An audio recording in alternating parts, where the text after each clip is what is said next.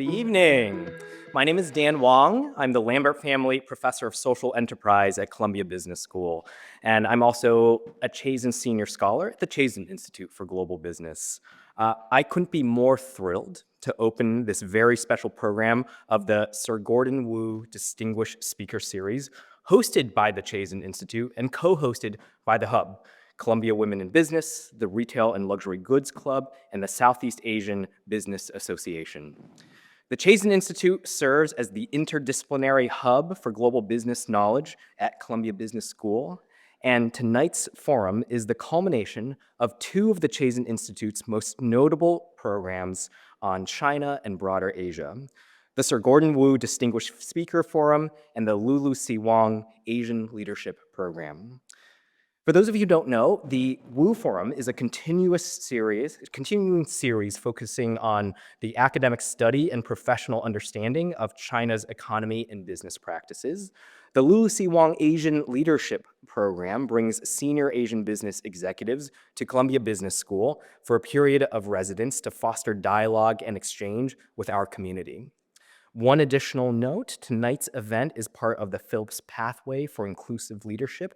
It's also known here as a co-curricular program designed to provide students with the skills and strategies needed to develop as inclusive leaders. At the end of the event, we will post the check-in QR code for those students attending for PPIL credit. This evening, we're truly honored to have two trailblazers at this fireside chat. First, our moderator, Lulu Chao Wong.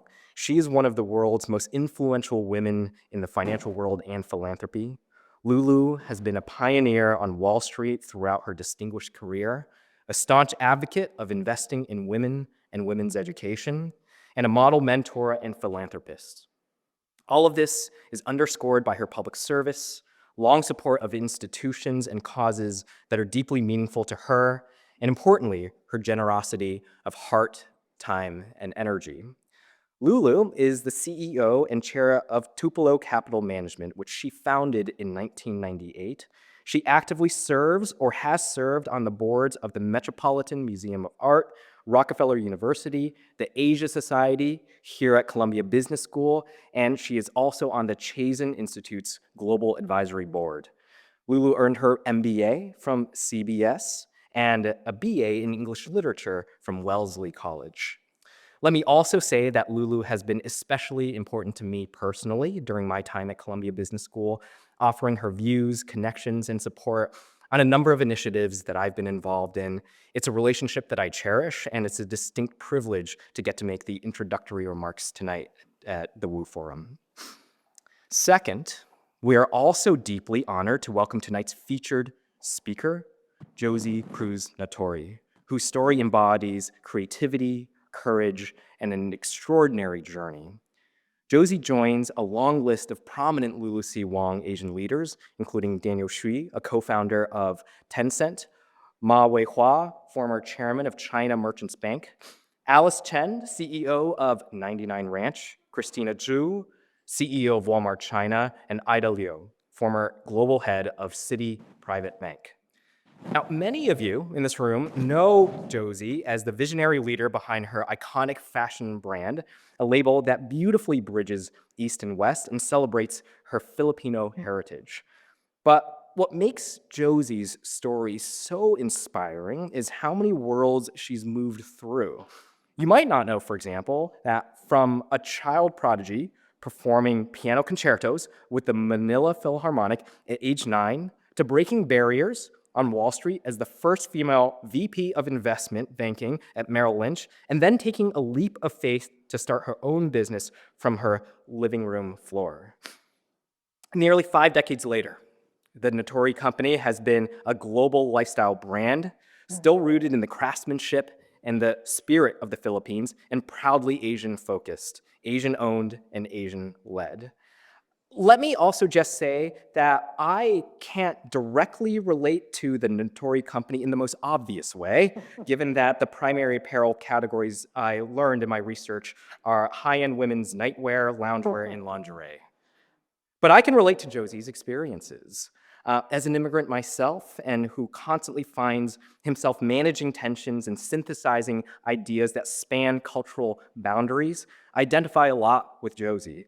Whereas others might avoid situations that involve cultural differences, I think Josie would agree with me that we both like living in this very space of productive frictions.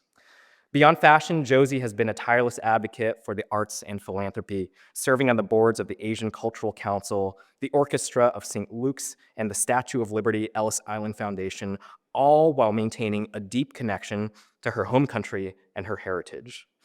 Please join me in warmly welcoming a trailblazing entrepreneur, artist, and global citizen, Josie Cruz Natori.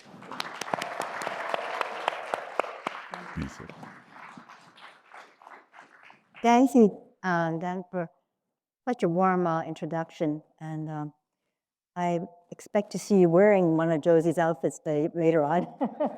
We have things for men. What's got a wife, you can take care of. First, your wife. So Josie, we are so pleased to have you with us tonight.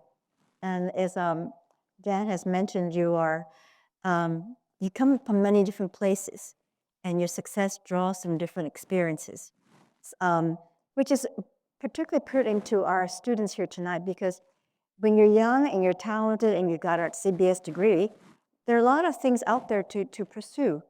And how do you sort out what is your life's career and what will be the passion that will sustain you, and what may be just a stepping stone that needs to be visited short term and then move aside for a longer term plan. So you are a great person to share a journey with us in that regard.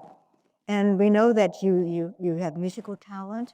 You proved a great ability for financial acumen when you worked at Merrill Lynch and became a high provision officer there. And yet you eschewed those career paths and found your life's work in cashier.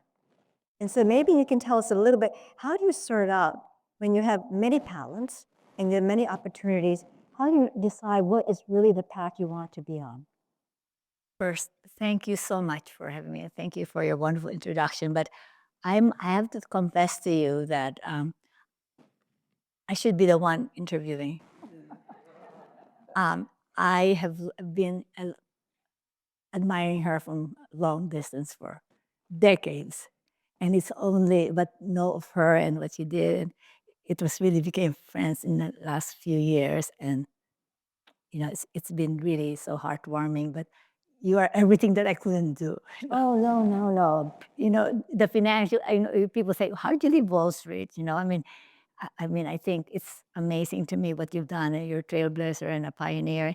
And more importantly, you're giving back. That's the fun part. That's the best part. That's been really inspiring. Yeah, I think it's an interesting question, right? But for all of you, and one thing I never got my MBA because I went right to school. After 2 weeks in college, I went right to Wall Street. And so when I was in, I thought, oh, maybe I should. So I actually enrolled at NYU. I thought, because everyone else had an MBA where I went. At that time, it was Bayesian company. But seriously, I got bored after a couple of months and stopped attending. And so I kind of learned everything the job. So I feel like, I missed something and having an MBA, but it's too late now. So you guys have at least something with you because I don't think it's, to compete in today's world. I mean, I think what you're going through is almost necessary. It's almost necessary. I think I was just very fortunate. I always knew I'd be in business. I'm fortunate to come from an entrepreneurial family. The Philippines is very entrepreneurial. My father was a self-made man. My grandmother was the serial entrepreneur and had so many. And I was the oldest of 33 grandchildren. And I watched my grandmother from a pharmacy to an ice plant to a theater to a plantation. So I grew up there that you go into business. And going into business doesn't mean just a company. It could be somebody selling coconut in the street, So that was just the mindset of the country, the Philippines. And so that was just a question of time. And majored in economics, and so in Wall Street was always a given. I'd work in Wall Street. I promised my parents I'd work for 2 years and go back. Obviously, I didn't.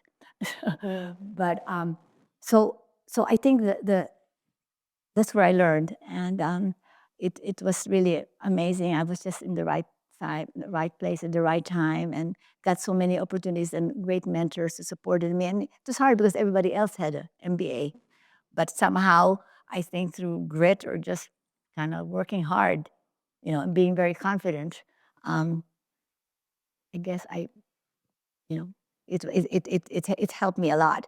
Um, and for the women in this group, I mean, I never really had any hang-up that I would have any, that I was inferior, never, right?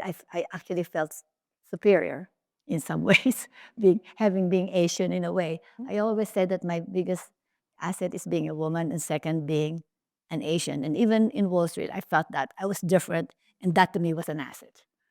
And so, I guess I was called strong and small and terrible. But, but anyway, I use that to my advantage, actually. So, in the terms of that question, just really after 9 years, I was bored, Lulu, and I really, it, it wasn't, the challenge wasn't there. But it was really in our trajectory. Ken and I had, I met my husband on a blind date in Wall Street, and he was also an investment banker, and so we were just, it was a question of who was going to start it, and I was the one who needed a new challenge. So it was a question of many different businesses, from a car wash to a McDonald's franchise to getting into a children's something, where at the store. I mean, we were exploring because Ken was getting a lot of deals on his desk, right? So I just decided after a while that I needed something that I could relate to, because it would be me running the business, and decided I'd take advantage of what makes me different. To me was my heritage, the Philippines. So I started exploring different businesses in the Philippines. And while I was still working at Merrill Lynch, I was experimenting and importing baskets one time, and it's too hard to sell. There's too many, too small and too tedious. And then the next thing, it was furniture, and tried different things until a friend sent me a suitcase of embroidered blouses that led one to the next. And the next thing you know, I was with a buyer in Bloomingdale's, and they said, "Why don't you make this into a nightshirt?" I said, "What's that?" They said, "Just make it longer." So, and then if you make it longer, it's even longer, it's a nightgown. So that's how it started. And it's really, honestly, ignorance was bliss. I just fell into it. There was no business study, no like fantasy. I have a laundry. I mean, I just landed in the laundry department, which I don't even have a laundry fetish, but so I think it was just that, and I think it really helped that I had no preconceived ideas, and so I was able to, in that time, said revolutionize an industry. It's very funny, that sleepy industry, because at that time, lingerie was either white, pink, or blue, or very slutty. It's either traditional or very like not nice, right? And so me, I approach it like fashion, like instinctively, because no one told me this is what you do, it's what you do. So we were very different. And so the store, so from the very beginning, it was very easy. It was really later when I realized, oh my God, should have probably had an MBA. But anyway, but I got started. I had an easy start. So but I had no idea that I would still be around 48 years later. And that I'm very grateful. And I honestly think I realized that what was missing while I was bored in Wall Street was my left brain. I needed the artistic side in me. I was missing that, whether it was a sound or it's a tangible. So I think this business allowed to have both, the artistic side and that. So I mean, it's been a joy to me, even as hard as it is. The idea of creating has been very rewarding. So that's been, and 78 and I'm not quitting. We're very young one. No. So I think it's, when you find something that you love and you're really in that, it's really, you keep going and all that. And the company's evolved to that and in what it is today. So I hear some very wise things coming from your comments, Josie. One is something that I've also espoused as an Asian and as a woman in finance. Yeah. Because people often ask, how did you manage to succeed being an Asian and Mian woman, as if it were a liability? I embrace it as an advantage. Exactly. It was a huge competitive advantage because, as you know, in marketing, you want to differentiate yourself from every other product. And if you're just like everyone else, it's very hard to stand out. But if you are Asian and you're a woman, and part two is that you have to have some positive performance, then it's much easier to succeed, because if you do well, they'll remember who you are because you were the different person. Whereas if many of other people succeed, they'll forget because they're all look alike. So one, you took what was perceived as a disadvantage and made it into a real strong advantage, not only in terms of how you presented yourself to your business world, but how you envisioned yourself. Because most importantly, you have to sell yourself on yourself. If you feel that you are capable, you're different, and you have something to offer the world, you're going to succeed. If you feel that you have to make excuses for being this or that, and everything works against you, this defeatist mentality is not one to help you succeed. The other thing I heard from you that is so interesting, and I think it's good for our young people to know more about it, is that be curious and keep trying.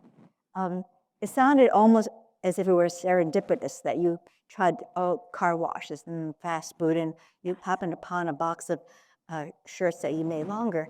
And it was just being there, looking at things, being curious, and saying, what if we did something with that? What can we make up? And I think that curiosity and the willingness to take some risk, to do something that might be something different than your parents might have envisioned for you or that you were trained to do, is an opportunity to really hit upon something that's could be a real long-term winner. So I think that's something to take away. And then the third thing I heard from you was that you have to love it. And when you love what you're doing, you know that's the path to stay on. Because you almost have to control yourself from not working 24/7. Because if you love what you're working, it's no longer work. Yes. And I always told my husband, and he said, well, time to go to bed. I said, well, I've just got a few more reports to read. And and I told him secret, I said, even if I were not being paid, and I'm paid pretty well on Wall Street, I would still do this. It's that much fun. Yeah. And it's a great intellectual challenge. And for you to find something that was different, fresh, bring it to the market, and then put your own imprimatur on it, and especially with your own cultural imprimatur, it's just really interesting. That brings in the sense that being Asian is an advantage. Yeah, without a doubt, I wouldn't be here standing today if I didn't have those two factors, being a woman and being Asian. I think I put them together, and Natori is about creating products that enhances a woman's life, I feel. And if you appreciate the East-West sensibility, we've got that, right? And so, um, I think that's what makes us distinct. So from far away, and I embrace that, and I think I very much all the things that I love are, I've been as I said, shopaholic. So we have archives of over 50 years of my shopping sprees in every souk and flea market around the world, and it's been really, really a joy to figure out how you don't have to look at a museum. So we bring art, with our craftsmanship in everything that we do. And I feel like, why shouldn't you? Why do you have to? You can live it, wear it, and be surrounded by it. And that's really my belief that women work very hard, they deserve it. And so but I think it's that East West gives us this distinct imagery with our prints and our colors, and it's just been fun, and certainly to me, it's wonderful to be able to also be able to give jobs in the Philippines to a lot of our workers there, where 70% of our production is. So that's been a joy for them to be proud of. I just came recently from a big event in the Manila, and it's just wonderful. Every year we do that, and I think it's just appreciating your culture and flaunting it, right? I never hid my Asian to me, that's my biggest asset. Well, I think you are identified clearly as an Asian, but yet your brand is very global, and it's really welcome in many markets all around the world. But in this period of time when globalization seems to be on the decline, and countries and consumer markets are looking inward and becoming more nationalistic, how do you find that type of attitude affecting your global brand? Is it so that each country thinks that you really are one of them, or do they see you as an exotic Asian brand and they might turn away from you if they're trying to be more nationalistic? Yeah. I, so far, I mean, obviously, in terms of we have diverse products from lingerie to ready to wear to accessories and all, and but they're obviously very strong in terms of imagery, the shapes or the colors and the prints. So you have to like that, right? I mean, I think I'm also fortunate that the name Natori can sound Italian. It can sound. I think it's which wasn't even my idea in starting when we started the company. The buyer in Bloomingdale suggested that, which I thought was so presumptuous. But I'm glad that she suggested that because it has a nice ring that is not typically Japanese, but it's also it could be different things. It has a nice sound. Um, I haven't seen that yet. I think one of the things about, I mean, and obviously the lingerie is the biggest part of our major part of our business, and I think there's a more personal, emotional thing. And once you've been accustomed to wearing that, you can just keep going back to that. So we've developed that relationship, Brand loyalty. the brand loyalty. Um, I think there's I think people appreciate anything that has quality and artistic in it. I mean, a lot of people collect our kimonos and other things because of the embroideries in it, that they're like collectibles. And so I think that I have not seen any of that. I hope not, anyway. Good. Well, I think people had to also scramble not only in terms of making sure that nationalism doesn't hurt them, but also we were talking earlier this morning, this afternoon, about having to adjust your supply chains because as the tariffs have occurred. Have you been able to be very flexible in terms of how you move your supply chain around? Yeah, well, it's obviously been a merry-go-round, and not easy this year. I mean, as I said, of the products that we make, it's 70% is done in our factory in the Philippines, but we have a lot of partners that are licensed. We have many other categories are licensed that have had to shift. It's definitely a challenge, and it's into your margins, but you have to figure out a way. You can't just pass it on to your consumer right away. So we've had to either talk to our retailers and partner with them. You gotta help us. So we're still not out of that, right? I mean, and then we're right now selling for fall 26. God knows. I hope there's no other surprises, but that's what you just have to figure out how to get through it, because at the end the competition is fear somebody else will undercut. So we have to be just careful on that and hope to make it elsewhere. Do you see any shifting in market positioning among other luxury product companies in terms of playing to the robust higher end versus the more timid now middle to lower end? Definitely have seen a softening in terms of,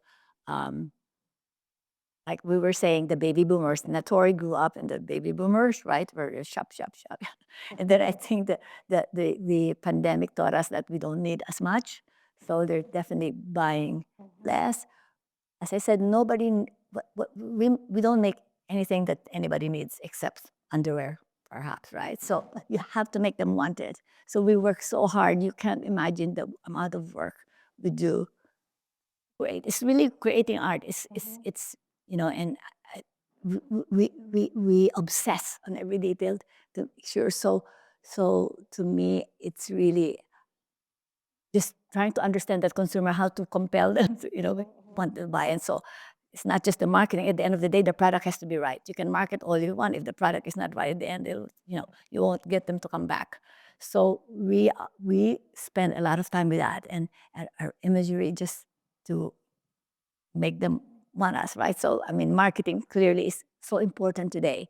We have to be realistic. The amount of what we can. We don't have the resources of some of these, major or startups that are funded and they have VC money and all of that, and they have 200 million to market. We don't have that. This is a family company, so it's just being realistic what you can do with resources. But as my we started our own website and e-commerce. That's been wonderful to be able to project who we are and be able to be in the face of the consumers, how we want to be known. So, we definitely have to work harder. It is, I never thought, I mean, in 48 years, this is the hardest climate, without a doubt, that I've ever seen. As I said, in the 80s, I couldn't do anything wrong. 90s, I couldn't do anything right. I mean, just because it changed to casual, I had to pivot the product. Then you had the internet that was a game changer, right? And then you had the pandemic. But it's just now there's something just still going on that because when I started, there were 500 department stores. Today, there are 5, maybe 3. That's how big the change is. So it's direct to consumer, right? But that's fierce and it's costly. And so I think it's definitely not an easy time to start something. I mean, I was lucky I started at the time we didn't build a brand, but I wouldn't recommend this if there's something else, unless you really love it. I mean, listen, I love it, but I think it's tough. It's so tough. And I say to people, look, it's so tough. There's an easier way to make a living. This is not it. Not retail or fashion. However, you want it. It doesn't mean there's not that opportunity, right? But it's a very different way to do it today. You couldn't do what I did. No business plan, no one advising. I just kind of went in cold and I was shooting from the hip. I mean, basically, I played by ear. The same. I mean, I play music. That's how I did it. But I could manage then. But you couldn't do that today. You can't wing it today. There's no such thing as winging it in this kind of environment. So Josie, given the very challenging environment, Yeah. also very variable environment. Yes. If you were a young person and you decided you really like to be in the fashion business or the luxury business, what would you be going into?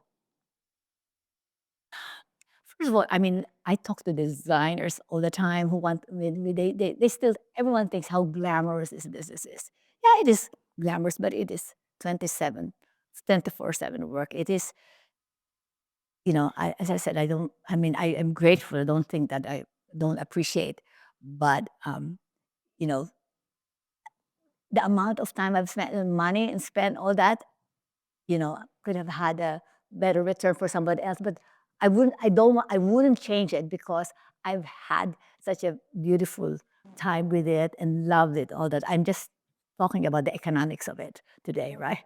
So I would absolutely say that's your dream, go for it. Just have to know what you're facing with. I don't, and everyone should pursue their dream. You have to have a vision of where you want to go and just keep going there. Visualize it, right? Until you get there, right? So I'm just, no one told me it was difficult. I just went into it, right? Well, we were saying before we started officially was that AI has been on everyone's lips, but many businesses, and including yours, have actually begun to incorporate AI. Very much, yeah. See the benefits.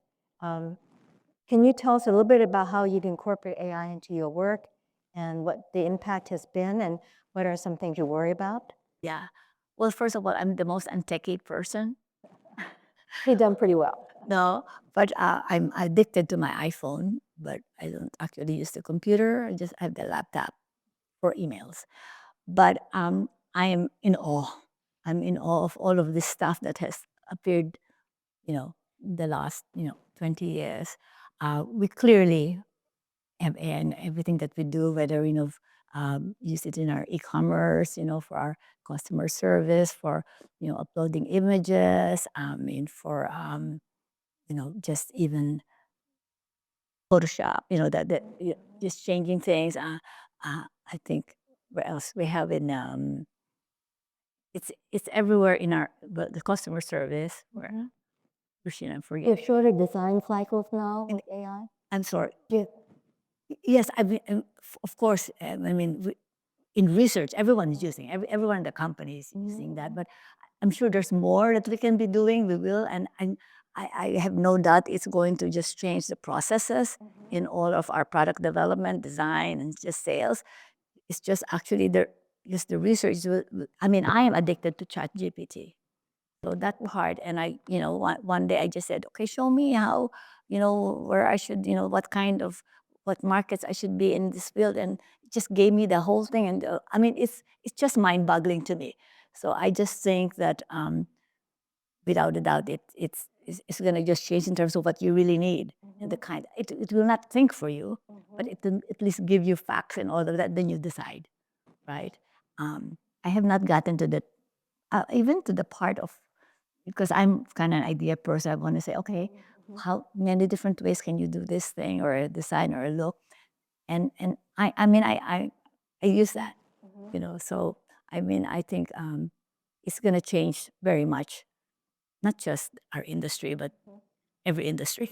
I ask this of you because you're a creative person. Yes. And as we all look at how we humans stay ahead of the bots, often people point out to human creativity is something that it will take a long time for the bots to catch up with. Maybe they will eventually. But in terms of what you do and your creative input to your business, where do you find the AI can be helpful to you or where they fall short? Oh my God, it's a good question. I'm not sure. Personally, I'm there yet. I want to learn. I'm as fast as I can. I'm very intimidated by it, but I want to learn. I mean, I think that um, I'm sure it's going to shorten cycles and give you ideas, even in terms of fits and the kinds of things that we do today that are very physical. Perhaps the algorithm will just say, okay, this size to this size. I mean, there's a lot of manual work still being done. So, as I said, we're looking more into that as to help. I mean, because we're not exactly a huge company, but still, I'm sure that these are things that I know our team are looking into. Certainly, with our e-commerce, we're using it every which way with all our partners and all uh, our ads in terms of Google search and all that stuff. But I think that we have ways to go. Oh, I think it's just beginning. Yeah, it's beginning. I saw, when we were talking about creativity and artistry, that was one of the questions. I mean, I've always been I think the creativity that has been spawned off in the last 20 years by the younger generation is mind-boggling to me. What people have come up with, how they think.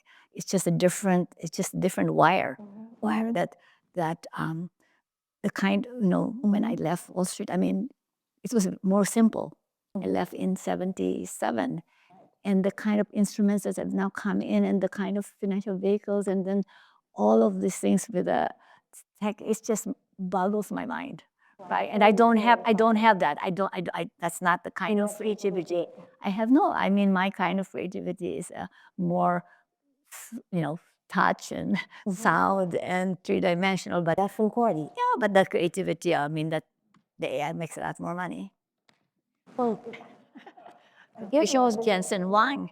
so, given all the changes that are going on, when you hire for your company, whether at the entry level or mid-level, are you looking out for different characteristics in the kind of people you want to bring into your company?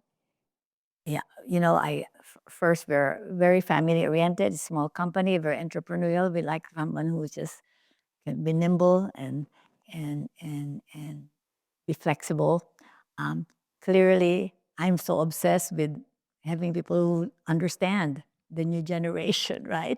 Because Kenneth is that he's a millennial. He's millennial. He's will be 50, and so we have a lot of people in our 30s and 40s, and it's very important that I want something to, I'm a baby boomer.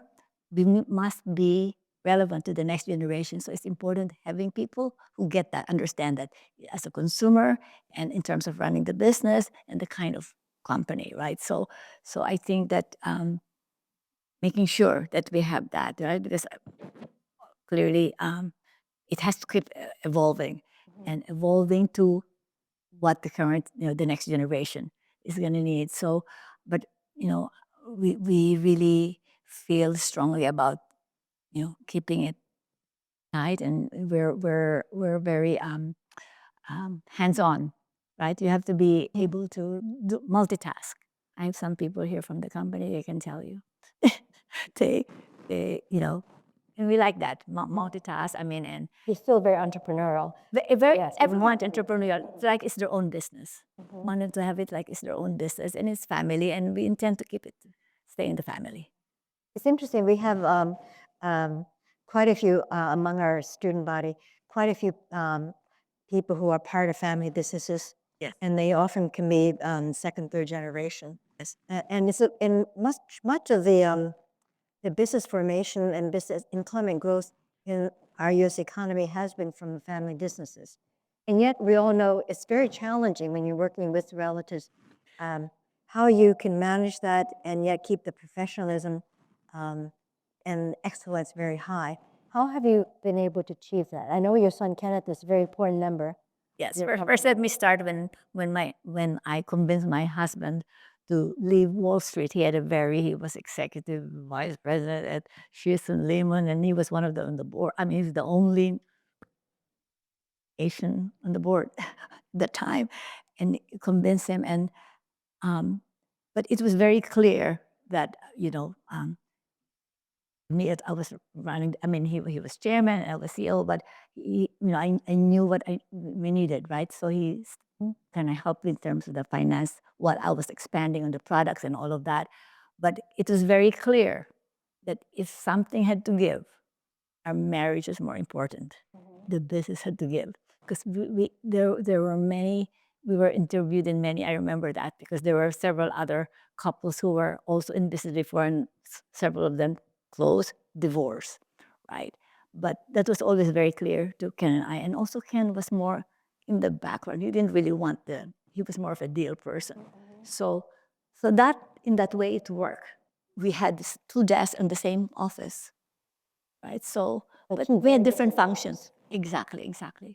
So that kind of worked. And then later on, when it was done, he was doing his other deals, right? So we never really wanted our son to be in the business, because he wanted him to be an investment banker. That was really, my husband doesn't like the business I'm in. He said it's too tough, but he loves it because I like it, right? So it wasn't really until Kenneth asked us, a year before he was at Lehman Brothers, and a year before it imploded, he said, I think I want to learn about the business. And obviously we said yes, right? So that was it. Prior to that, we were going to have a different exit strategy. So because he's an only child, that's easy. I come from family businesses in the Philippines too, and it can be difficult. It's hard to fire a brother or a sister, a sibling, or your parent, or your child, right? So, and I've seen that happen and just cause awful family feuds. So I think that is definitely challenging. But I've seen many Chinese companies very successful, so it depends. You mentioned that you and your husband were able to navigate co-running a company because you had two very different jobs. Now, when you bring your son into the business, what are the words of wisdom you would offer to other people when you bring a child, an offspring into the family business? Yeah. Well, actually, it was really interesting to me that he wanted that, and I wasn't, and in a way, it was wonderful to see, oh, I don't need to figure out an exit strategy, that he would want that, and whether he's going to be happy in it was another story. So from time to time, we would have these conversations, that. And obviously, he was trying to find his space, and him building our website was his own doing from day one. And without that, I wouldn't be sitting here today. I don't think we would have survived the pandemic without our own website business. So that brought in the cash. So I think we're very different. As I said, I shoot from the hip, and he's very process oriented. So we can clash at times, but in the end, we make it work. Very different. I don't like working from home. he likes things there should be that. So I mean, we can differ, but at the end we make that work, right? And at the end is respect, and I love him. So I think, yeah, it's a gift, I think, and hopefully his kids will be in the. So I never thought that way, but again, everything is just it evolved that way, and I think I'm grateful that there's the opportunity to have the company live beyond me in his hands and hopefully his children's hands. That's really interesting. I think one of the people that Dan mentioned who then a Wong was speaker earlier is Alice Chan, who is now on the board of Columbia Business School. And like I mentioned to you, that Alice is the CEO of 99 Ranch, the largest Asian food market in the country. And she had a similar challenge as you had. She was brought into a family business. She was also a investment banker. She and her husband were both at Goldman on a nice trajectory. And her father, who was the founder of 99 Ranch, said, Alice, I need you. And in Asian families, it's hard to say no to your father. Yes. You said yes to a passion, but she had a father who really wanted her in the business. And her situation was even more complicated because she was being brought into a family business and at a higher level than her older Chinese brother and her Chinese uncles. And if that's not a formula for disaster, 2 generations and an older brother. But she said what she did was, and I said, Alice, how did you figure this one out? He said, I learned to listen very carefully. And I think being able to listen, and I think it's particularly, I've seen this among some family-owned and Asian-owned businesses where the relationship is so important. Like you said, marriage comes first, the business comes second. Yes. So you have to make that very clear. Our relationship is so important to me. I really respect you, and I want to listen to you. And I think that minimum standard of relationship is so key to keeping a family business together. Very much. And even if it can, it's more important, the mother and son, right? Oh, funny, right? But at the end, it's a bit, but believe me, he'll argue with me in front of everybody else. So he doesn't hesitate. But I think there are lessons here not only for family-owned businesses or Asian-owned businesses, the ability for the senior people to really be great listeners. So often when you get to a level up there, you're so busy giving down directions, you don't take the time to listen. But if you listen, it's an important form of showing respect to your people. And even though they still need to take orders from you, they feel that you do it from an informed as well as a respectful level. And that helps to build a morale in any company. Yeah. Well, one of the things that I think is important is, you're right, is listening and asking opinions. I sometimes ask too many opinions, and yeah, there was someone before who would say to me, even in design, do you like, I mean, everyone was, so it becomes like a group decision, which sometimes can be very confusing. Yeah. And not always. But I love to hear opinions, right? And then I formulate my own at the end. Exactly. Yeah, right. And even in going after a business, I mean, I think that was so helpful. Talking, I would go out of my way, talking to people, the stores and all that, and learning and all that. I mean, you're always learning. I feel like every day there's something always to learn, and like you said, the curiosity, as I sit here today, I'm thinking about, oh, what will be,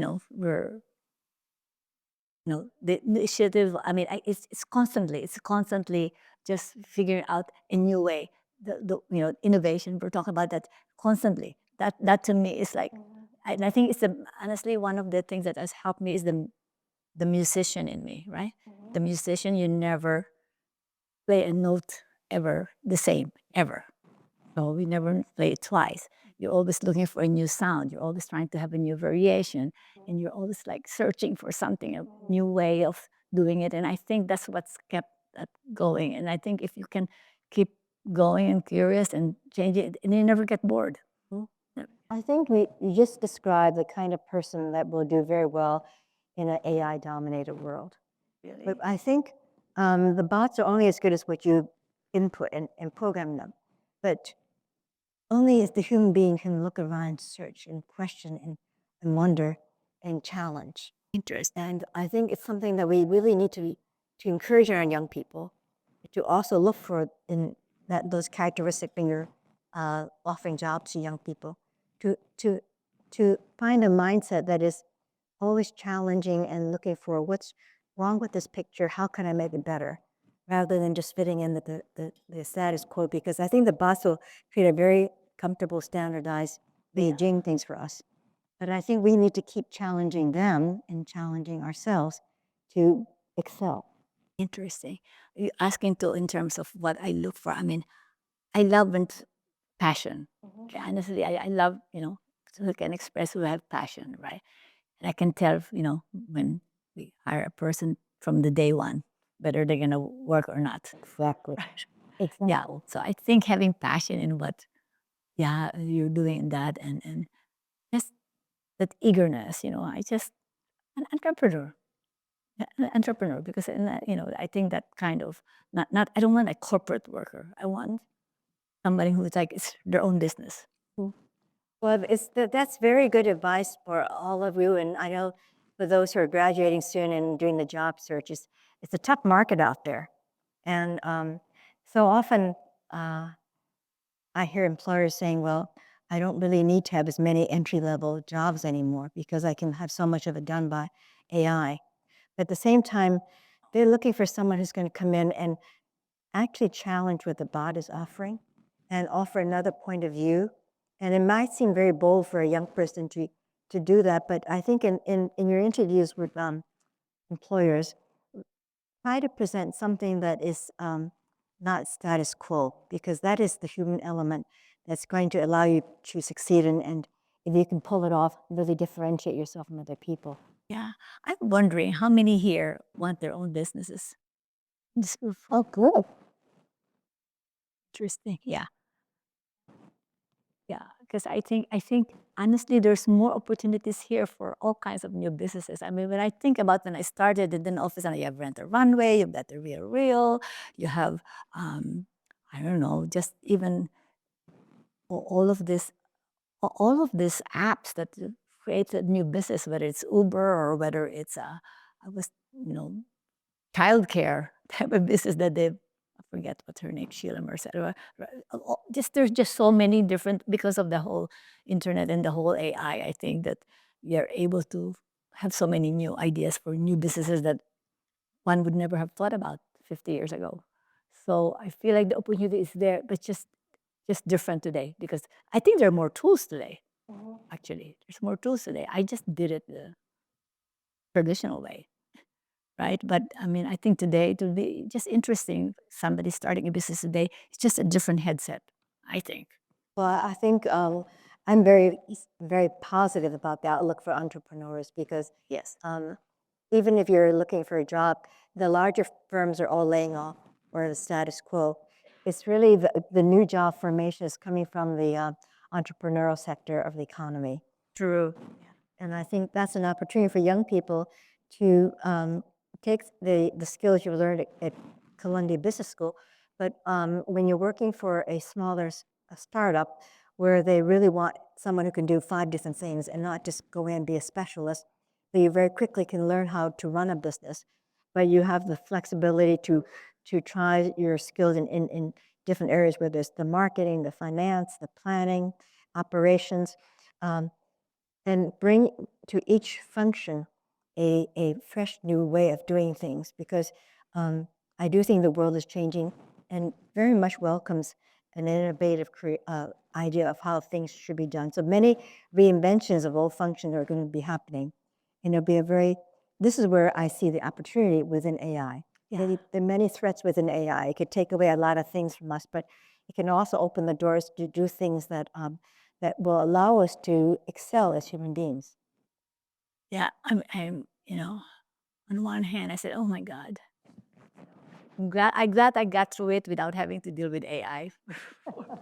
But I think today, perhaps, there's definitely a more efficient way and easier way to make money today, because you don't need there's so many things that I can see now that AI can do for you that you don't need but I think having your own business is not for everybody. I would say that, but if you're willing to gamble, take risk, and work hard, and it's very rewarding. It's very rewarding, but it's 24/7. And you know, I say to everyone, hey, you have a dream, go for it. Go for it. I mean, I think that this country has allowed your immigrant to be a business, and I think the opportunity is there for those who take it. Absolutely. I think we want to save some time for Q&A, and I think there's some microphones going around. So if you have any questions, we'll be here for a while.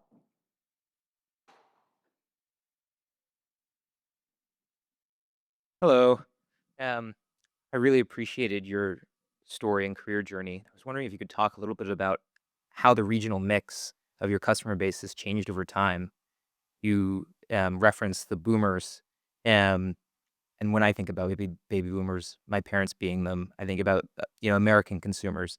But you also had the tailwind of 1978, so the reform and opening of China and the boom of Chinese consumers. What consumer profile, is like top of mind for you today, and how has that shifted over the course of the trajectory of the business?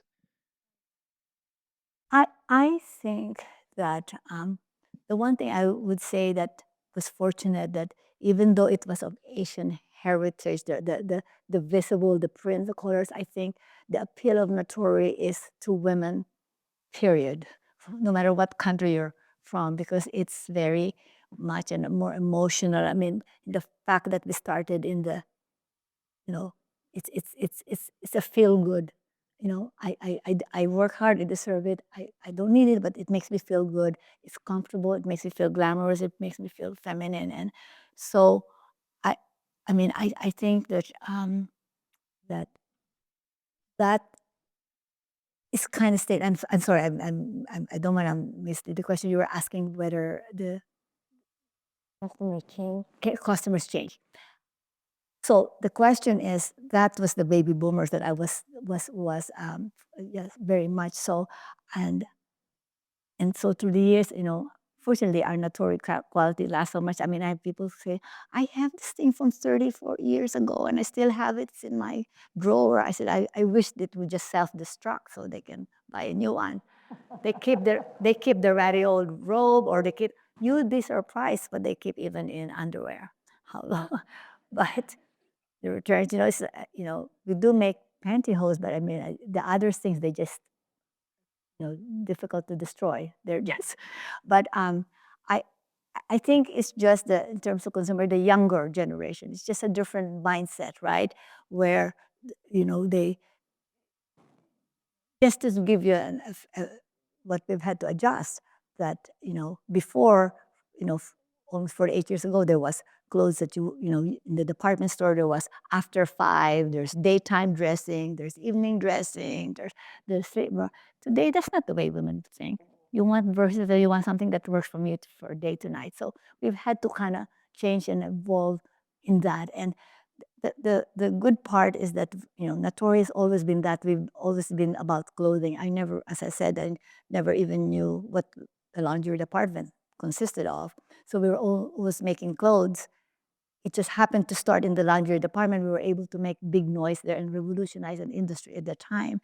But we were always known for innerwear, outerwear.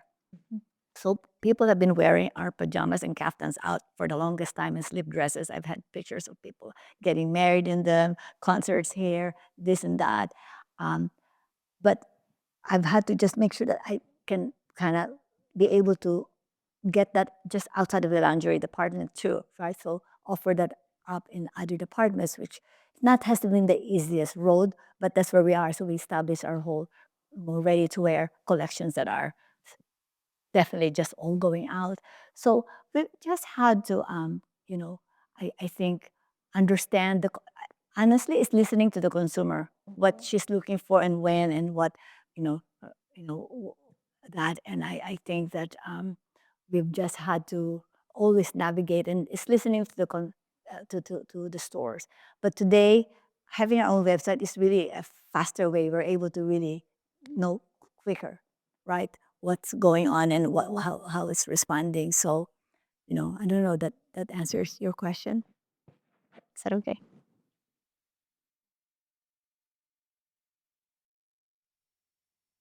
Good evening. It's such an honor to be in this audience. And I just have a question. I would love, Josie, for you to share with us the evolution and how did you grow beyond the United States? How did you enter other markets? And also, at what if you could share a little bit around the financing at different stages and when you needed other entities to support you and how those entities have assisted the growth and really the just the legacy that you continue to build. Yeah. Okay. Thank you. It's a good question. As I said, I had an easy start. It wasn't like I had $1 million, not at all. But we had some, savings and just started it small because basically it was a suitcase of samples, right? And I showed it, and then I made samples, and the first year, the first season, I got $500,000 in orders, just like that from showing in my living room. I just quit Wall Street 3 months ago. Then I had to go figure out how to make it. so, so fast. I mean, I will say that, you know, my family, my parents, who are amazing. I'm the oldest of 6 children. Were very, help when they were there. Yeah, but Ken and I basically financed it in the beginning. It's just later on. I never had to. Honestly, one of my more horrible experiences were having to deal with banks when I needed them. Right, just hated it. Right, no, and yeah, there's nothing worse than having to borrow money. but but at some point you had to kind of do that and then be subject to all of their things, right, and all of that. So I'd had to face that maybe 10 years later and things like that. In terms of just growing, I think it's really I started this and then I just kind of went along. If the store say that and I saw opportunities, I just kind of like kept trying different things and expanding the category and until I realized, oh, there's a lifestyle concept here, Natori. Because in the beginning, to me, it was clothes, nothing, right? I didn't have any preconceived ideas nor had any fantasies that will be a designer brand. That was not even in my trajectory. To me, it's a business. And I was just saying this and that. And so to me, it was just cause and effect. Sell, then we make, and then see how it grew. So, and then it was only after 5 years that I thought it was time to market it because realizing there was a perception there to the brand because people were telling me, not because I'm talking about it. And so a big step that I did that was really a big deal was opening a boutique in Paris. That was really gutsy, but I lost money for 12 years in a row. But it was fancy. We were in Place Vendôme and gave me an excuse to have an apartment in Paris. But it also made the name.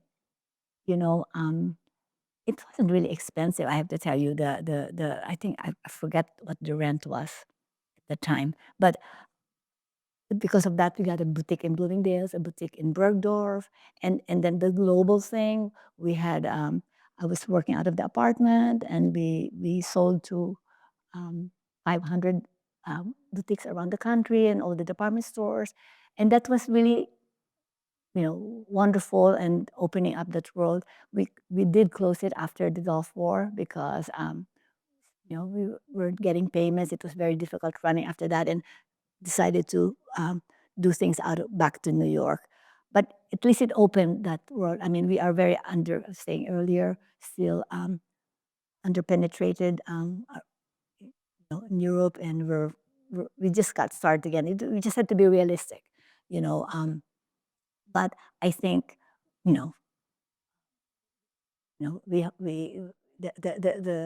out of here we're now, we're realizing also the things that you can do well and not do well. Having our own retail, I realized that we don't have that. Even when I had outlet stores, we lost money. not many people do money from outlet stores. So I think you have to know what your strengths are, and because that's a different infrastructure, having your retail versus wholesale designing. My strength is design and marketing, not the actual operations of a retail stores, but the website is different. That's just shipping. So I think, that's, did that answer your question? Thank you. Yes?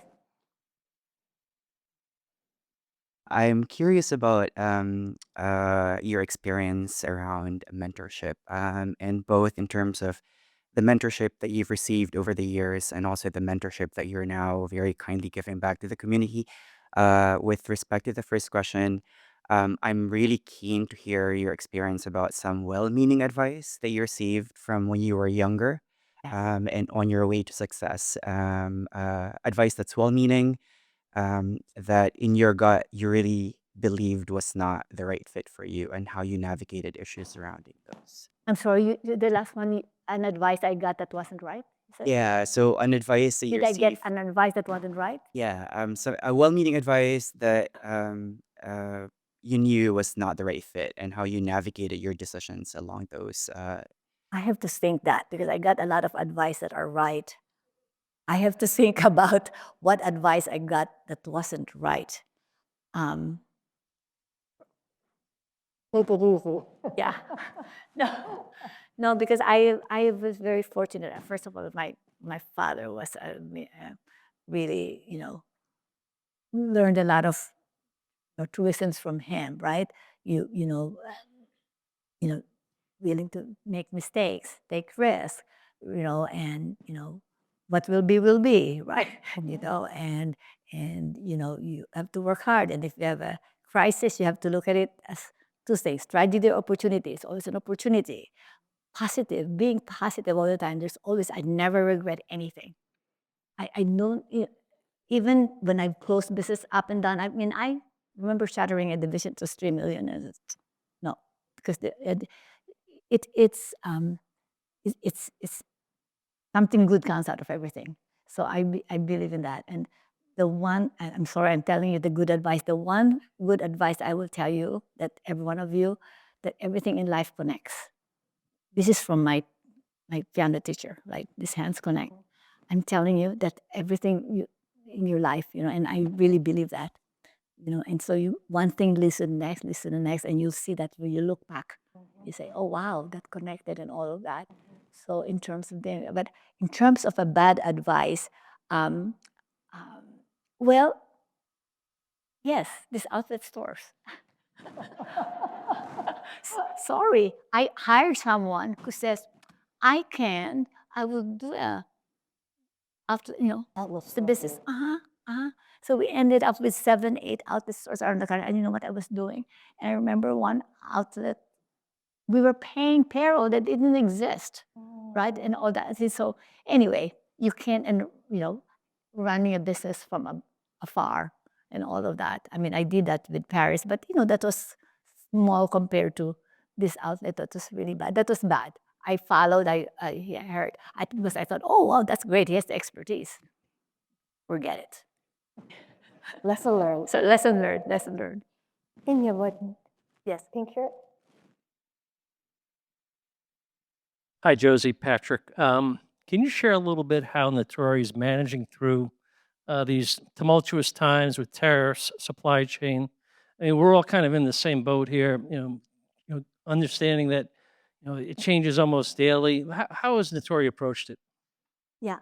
I was saying earlier, from those things that we make ourselves, Philippines is 70%. We've had to deal with an additional, is it 17 or 19%? 17, something like that. Elizabeth, 17%. That's painful. That's painful, right? But then we had China, we were 30% were made in China. Oh my God. So when they had, yeah. So we've had to, some of them were really had nothing that we talked to our retailers and just say, okay, you help us here. We tried and, negotiate and work with them, share a little bit in the pain, right?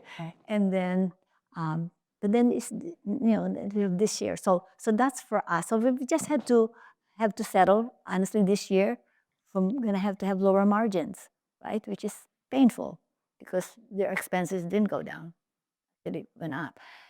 With our other licensed products, it's been hard because they had 100% in China and they've had to move to within 6 months. All our bras were made in China up until March, April. But the same people in China that we have, obviously, it's a pretty big business, that same people own, they just had to find, I think what they do is they bring their workers to Vietnam or what, I don't know exactly what they did, but they were able to navigate and move 70%. So it was a lot of trauma and really just. This will have to be our last question. Hi. So just thank you so much for your candor. I thought this conversation or your presentation or commentary was just very nice to hear. One thing I have a question about is as the definition of beauty and femininity evolves and changes, what are your thoughts or how do you stay, above the curve of what that means? You mean in terms of the business? Yeah. My feeling.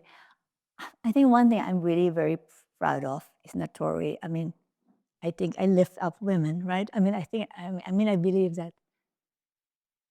Someone even said, "How did you get into lingerie when you went to a nun school?" I comment in terms, I mean, but whatever we make, it's to me, it's enhances a woman. It's not, it's respecting women, right? And so my kind of femininity is something that to me is lifts up a woman and not degrading a woman ever. Because and I think that something that I think following we've had for 48 years. Respect that when you get that there's an integrity in it, there's femininity in it, and there's a quality in it. And so I just love that. As I said, I love working with women. I feel like women work so hard and they deserve every bit of it, right? And you don't even have to have someone buy it for you. You should be able to buy it yourself. So to me, that's a real focus to me, and understanding how the challenges of a woman, like make it easy, make it easy, and today, I mean, that's really what we're working on as we work on the assortment. Is that today there's so much, there's too much choices, right? Make it easy. She needs something that works for her, but she travels day to night, inside out, whatever she's doing, right? She should be able to dress it up, dress it down. I think there's a whole new way. And even with home and all the stuff, like I love to be able to give solutions that if you like, but you have to like our aesthetics, right? And or our ethos, which is, but at all the time it's, hopefully it's glamorous and it's comfortable. But I definitely think I never think about men deciding lingerie. It's always women, right? And I think you have to please yourself first to be good to other people. It's a gift to yourself. So. Well, on behalf of the Chazen Institute, I want to thank you all for joining this evening's forum. My thanks to our co-hosts, The Hub, Columbia Women in Business, Retail and Luxury Goods Club, and the Southeast Asian Business Association. And my sincere thanks to our distinguished speaker and moderator, Josie and Lulu. Thank you.